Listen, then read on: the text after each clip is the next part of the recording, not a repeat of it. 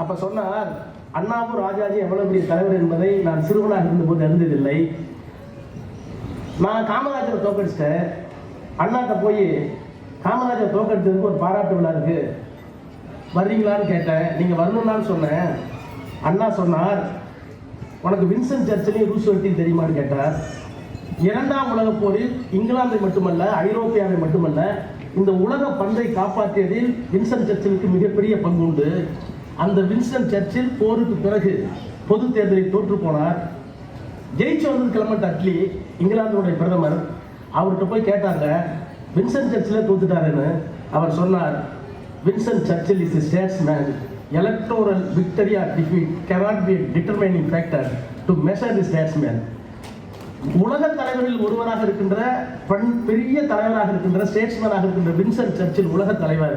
ஒரு தேர்தலில் உணர்ச்சி பூர்வமாக மக்கள் வழங்கி இருக்கின்ற வெற்றியோ தோல்வியோ அந்த மாமனிதரை பாதிக்காது. அவர் அதை இது அண்ணா சொன்னார். சரி, அண்ணா இப்படி சொல்லிட்டாருன்னு ராஜாஜிட்ட போனாராம். விருந்தினர் பேசினார் சொன்னது. ராஜாஜிட்ட போய் அண்ணா வரமாட்டேன்ட்டாரு, நீங்களாவது வந்துட்டு வாங்க தலைவரை, நான் சின்ன பையன், காமராஜர் தோக்கடிச்சிருக்காரு. ராஜாஜி சொன்னாரா, அவ்வளவு பெரிய மகாத்மாவை 2 இன்ச்சு ரவை தான் சுட்டுச்சு கொண்டுச்சு, அதுக்காக அந்த தோட்டா ரவைக்கு பாராட்டு நடத்தலாமா? என்ன முட்டாள்தனமா பேசுறேன். அண்ணாவும் ராஜாஜியும் இருந்து சட்டமன்றத்தில் நாதாரி தலைவர்கள் எல்லாம் இன்றைக்கு இந்த தலைவனை ஒரு தேர்தல் வச்சு இட போடுவீங்களா?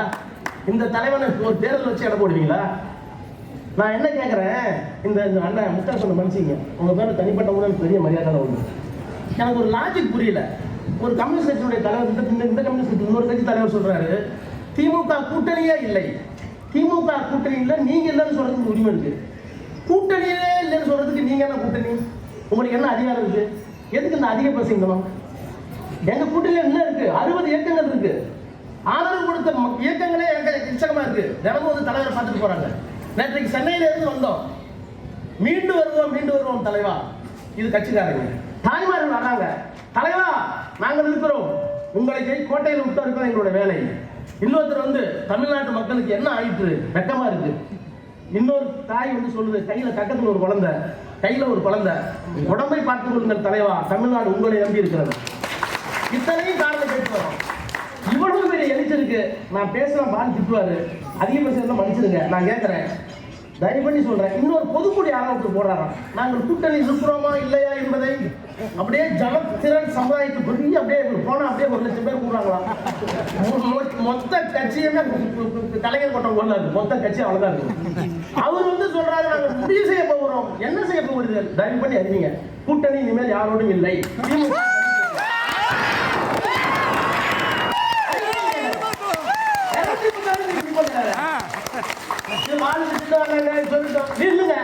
தமிழ்நாட்டை காப்பாற்றணும் வழி இல்லை. யாரை நம்பியும் நாம் இல்லை. பெரியார், அண்ணா, கலைஞர் அத்தனை மொத்த உற்பத்தியில் உங்களில் பார்க்கிறோம்.